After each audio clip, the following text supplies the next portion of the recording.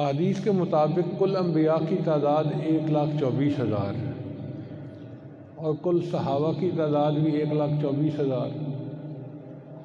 نبی علیہ السلام تمام انبیاء کے کمالات کے جامع تھے۔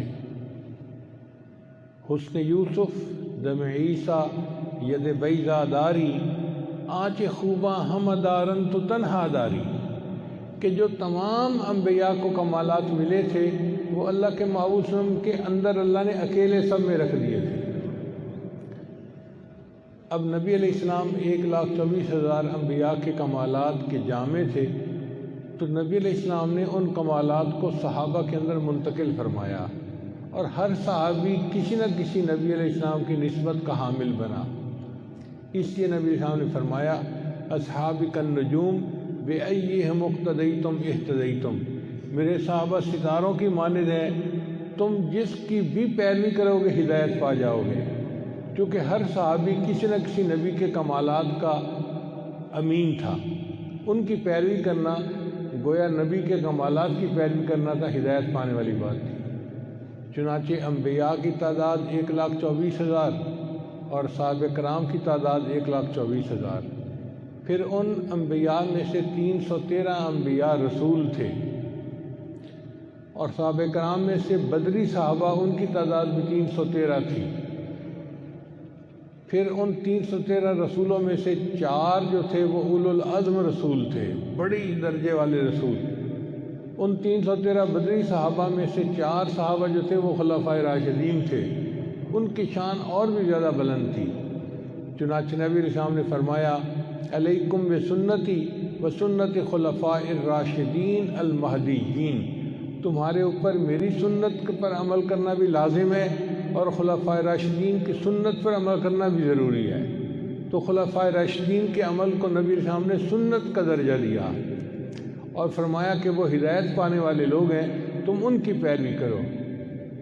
چنانچہ خلفائے راشدین نبی علیہ السلام کی صحبت پانے کی وجہ سے انبیاء کے کمالات کے جامع تھے۔ اگر سمجھنے کے لیے ایک طالب علم کے طور پہ بات کرنی ہو تو سیدنا صدیق اکبر عنہ نبی علیہ السلام کے فوٹو کاپی تھے، محمدی المشرب نظر آتے تھے۔ ہم اپنے سمجھنے کے طور پر یہ لفظ استعمال کر رہے ہیں۔ بالکل ہر چیز ان کی نبی علیہ السلام کے مطابق تھی، حتیٰ کہ ان کا اٹھنا بیٹھنا، ان کے اندر رافت و رحمت نبی علیہ السلام کی طرح۔ نبی علیہ السلام رحمت للعالمین تھے، رحمت ہی رحمت تھے۔ اور ابو بکر صدیق عنہ کے بارے میں آتا ہے ارحم امتی بامتی ابو بکر، کہ میری امت میں سب سے زیادہ رحم کرنے والا وہ ابو بکر ہے، تو رحمت کی نسبت بھی تھی۔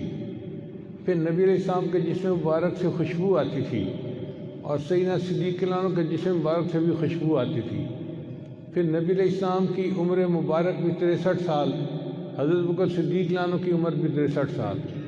پھر نبی علیہ السلام کو آپ کی وفات سے پہلے یہودی عورت نے زہر دیا تھا، اور حضرت ابوبکر صدیق عنہ کو بھی زہر دیا گیا۔ پھر ابوبکر صدیق عنہ جب ہجرت کے لیے نکلے تو 100 اونٹ کفار نے نبی علیہ السلام کے لیے متعین کیے کہ جو ڈھونڈے گا 100 اونٹ انعام ملے گا، اور ابوبکر صدیق عنہ کے لیے بھی 100 اونٹ متعین ہوئے۔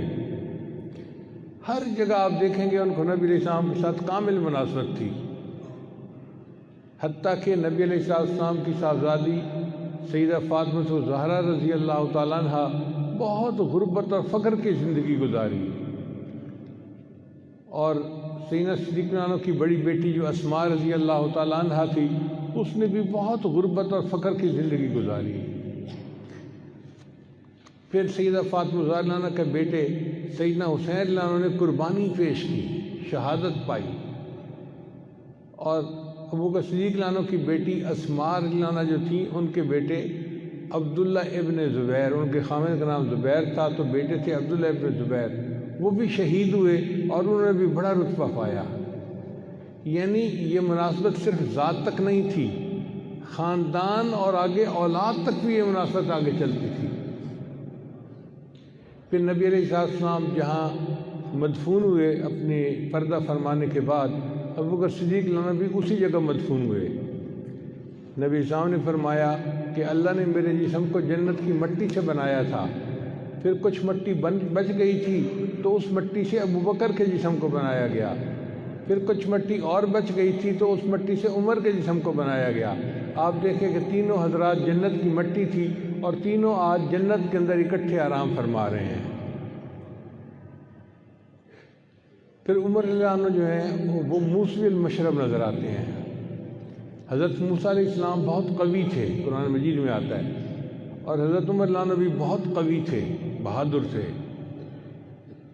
پھر موسیٰ علیہ السلام کو کلام اللہ سے بڑی مناسبت تھی، اور حضرت عمر رضی اللہ عنہ کو بھی کلام اللہ سے بڑی مناسبت تھی۔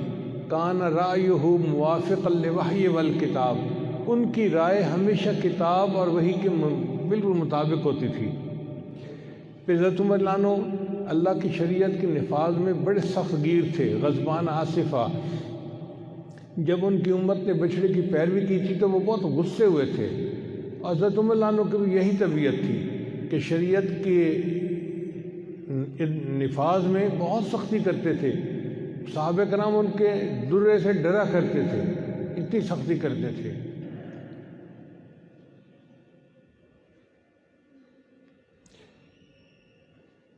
پھر سیدنا علی رضی اللہ عنہ عیسوی المشرب نظر آتے ہیں۔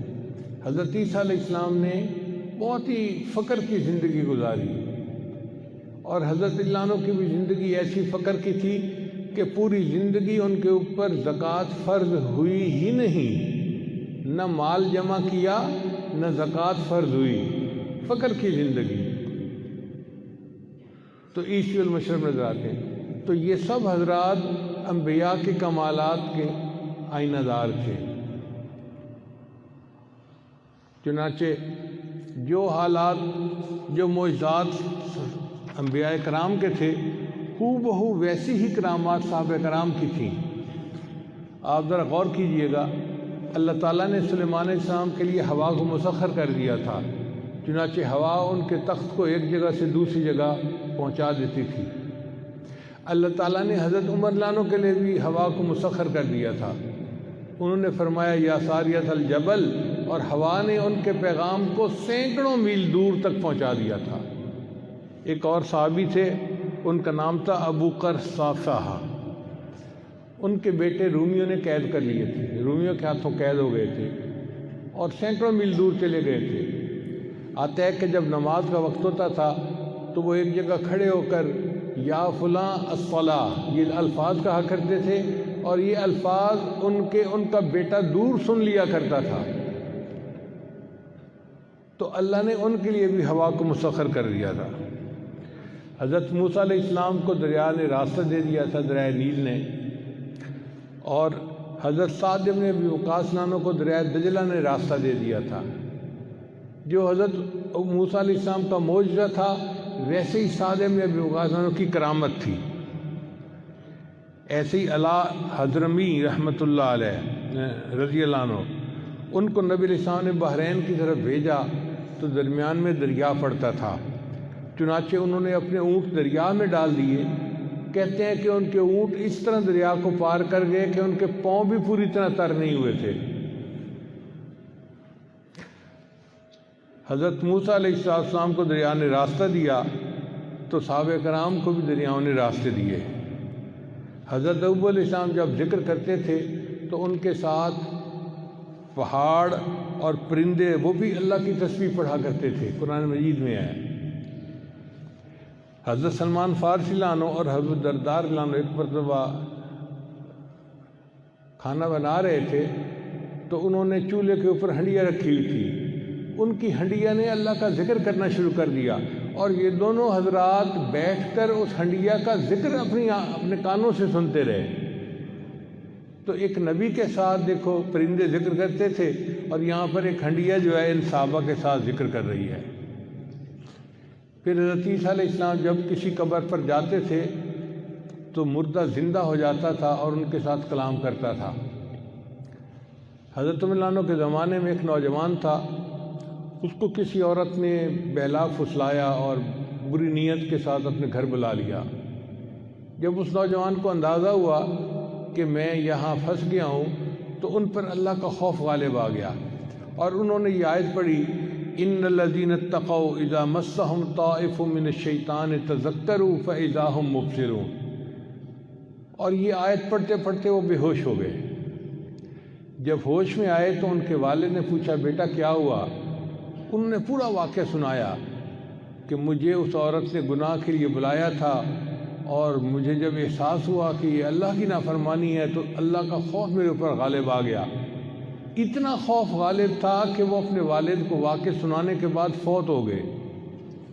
ان کو دفن کیا گیا، پھر حضرت عمر رضی اللہ عنہ کو واقعہ سنایا گیا تو حضرت عمر رضی اللہ عنہ ان کی قبر پر گئے، نوجوان کی قبر پر، اور نوجوان کی قبر پر جا کر کہا کہ وَلِمَنْ خَافَ مَقَامَ رَبِّهِ جَنَّتَانِ، کہ جو اللہ کے سامنے کھڑے ہونے سے ڈرتا ہے اللہ اس کو 2 جنتیں عطا فرماتا ہے۔ تو قبر سے آواز آئی، مردے نے کہا حضرت مجھے اللہ نے 2 جنتیں عطا فرما دی۔ تو عیسیٰ علیہ السلام سے بھی مردے ہم کلامی کرتے تھے، اور حضرت عمر نانو سے بھی مردے نے ہم کلامی کی۔ حضرت سلیمان علیہ السلام کے لیے اللہ نے جنگل کے درندوں کو، پرندوں کو مسخر کر دیا تھا، وہ ان کی بات مانتے تھے۔ چنانچہ نبی علیہ السلام کے ایک صحابی تھے، ان کا نام تھا حضرت سفینہ رضی اللہ تعالیٰ عنہ۔ وہ سمندر کا سفر کر رہے تھے، کشتی طوفان میں اندر گر گئی اور ٹوٹ گئی، تو وہ ایک لکڑی کے تختے کے اوپر بس تیرتے ہوئے کنارے جا لگے، اور ایک جنگل تھا آگے۔ اب جنگل میں گئے تو ان کو راستے کا پتہ نہیں تھا کہ جانا کہاں ہے۔ اچانک ایک شیر نمودار ہوا، تو شیر ان کو دیکھ کے غرایا جیسے حملہ کرنا چاہتا ہو۔ تو سفینہ رضی اللہ عنہ نے کہا کہ دیکھو میں نبی علیہ السلام کا غلام ہوں، اور تو مجھے راستہ دکھا کہ مجھے آبادی تک کیسے پہنچنا ہے۔ ان کی یہ بات سن کر شیر جو تھا وہ دم ہلاتا ہوا قریب آیا، اور ان کو لے کر وہ آبادی تک گیا، اور وہاں جا کر ان کو پہنچا آیا۔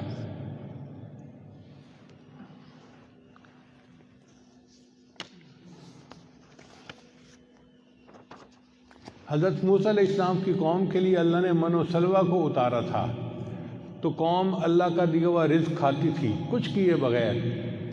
نبی علیہ السلام نے ایک قافلہ بھیجا، قافلے کے پاس بس 1-2 بوری کھجوروں کی تھی اور کچھ بھی نہیں تھا، وہ راستے میں ختم ہو گئی۔ اب یہ لوگ کوئی پکنک منانے نہیں جا رہے تھے، جہاد کے لیے جا رہے تھے، تو کھانے کو ہی کچھ نہ ملے تو بندہ کیا جہاد کرتا ہے؟ تو انہوں نے دعائیں مانگی، تو اللہ تعالیٰ نے ان کو ایک اتنی بڑی مچھلی عطا کی کہ پورے لشکر کے لوگ 18 دن تک مچھلی کا گوشت پکا کے کھاتے رہے۔ آپ سوچیں وہ کتنی بڑی مچھلی ہوگی کہ ایک لشکر 18 دن تک اس کا گوشت کھاتا رہا۔ بلکہ حدیث پاک میں آتا ہے کہ جب لشکر لوٹ کر آیا تو انہوں نے آ کے نبی علیہ السلام کو یہ قصہ سنایا۔ نبی علیہ السلام نے فرمایا کہ اچھا اگر مچھلی کا گوشت بچا ہوا ہے تو میں بھی کھاؤں گا برکت کے لیے۔ تو نبی علیہ السلام نے بھی اس کا کچھ بچا ہوا گوشت تھا وہ پکا کے کھایا۔ تو موسیٰ علیہ السلام کی امت کے لیے من و سلوہ نازل ہوا، اور امت محمدیہ کے لیے اللہ نے دور رزق کا بندوبست فرما دیا۔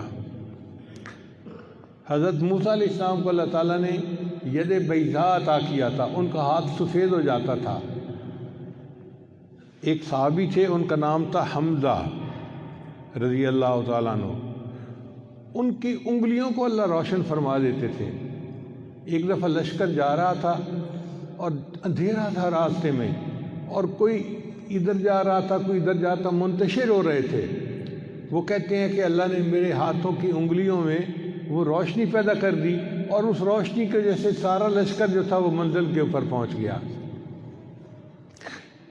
نبی علیہ السلام نے حضرت موسیٰ علیہ السلام کو اللہ تعالیٰ نے عصا کا معجزہ عطا فرمایا تھا۔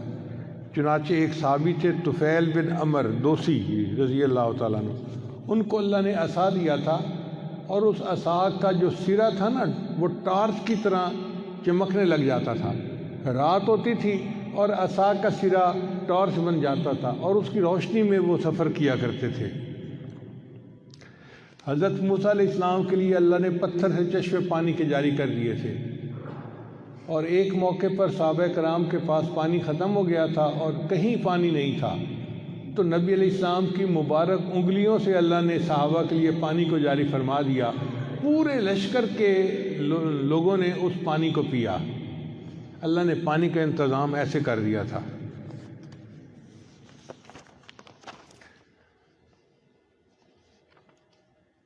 حضرت یوسف علیہ السلام کی پاک دامنی کی گواہی اللہ نے ایک بچے سے دلوائی تھی جس نے کہا تھا کہ حضرت یوسف علیہ السلام پاک دامن ہیں. نبی علیہ السلام کی اہلیہ صاحبہ اماں عائشہ صدیقہ رضی اللہ عنہا پر لوگوں نے بہتان لگایا. اللہ نے ان کی گواہی کسی بچے سے نہیں دلوائی. اللہ دلوا سکتے تھے مگر اللہ نے فرمایا کہ یہ میرے محبوب کی محبوبہ کا معاملہ ہے تو اب میں خود اس کی گواہی قرآن پاک میں دوں گا. اللہ نے قرآن مجید میں فرمایا سبحانک ھذا بہتان عظیم. یہ تو بہتان عظیم ہے جو ان کے اوپر لگایا گیا. بی بی مریم کو اللہ تعالیٰ بند قبر میں بے موسم کے پھل کھلایا کرتے تھے. یہ معجزہ تھا. ایک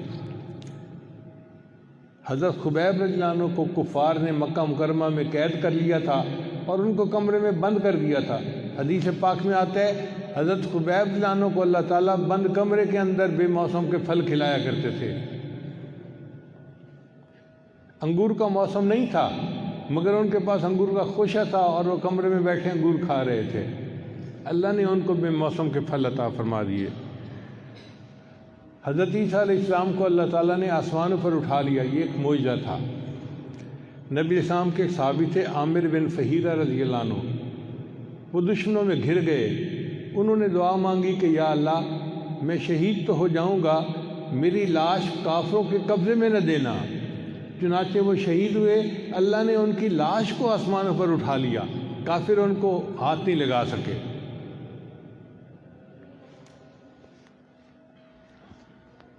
حضرت اسماعیل علیہ السلام کے لیے اللہ نے زمزم کو جاری کر دیا تھا. پانی کا انتظام کر دیا تھا. نبی اسلام کی ایک صحابیہ تھی ام ایمن.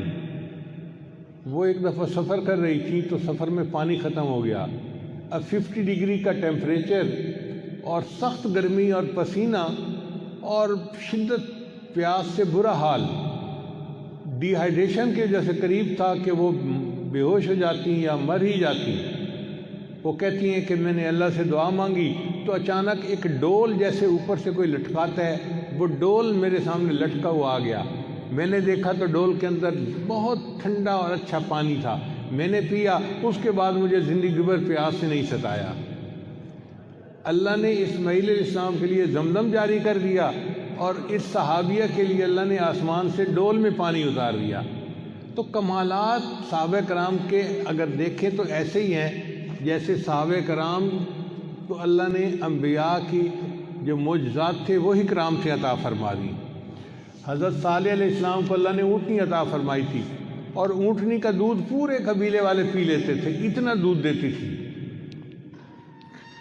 صحابہ کرام فرماتے ہیں کہ ہم ایک مرتبہ جہاد کے سفر پہ جا رہے تھے. یہ حضرت خباب جان روایت کرتے ہیں ہم جا رہے تھے کہ ہمارے پاس پانی ختم ہو گیا. اب ہم پیاس کی شدت سے پریشان تھے. اچانک ہم نے دیکھا کہ ایک صحابی کی اونٹنی کے جو تھن تھے نا وہ دودھ سے بھرے ہوئے. ایسے لگتا تھا کہ جیسے تھنوں کے ساتھ مشکیزیں بھرے ہوئے ہیں. اور اتنا دودھ تھا کہ وہ اونٹنی جھکنے لگ گئی. یعنی اسے چلا نہیں جاتا تھا دودھ کی زیادتی کی وجہ سے.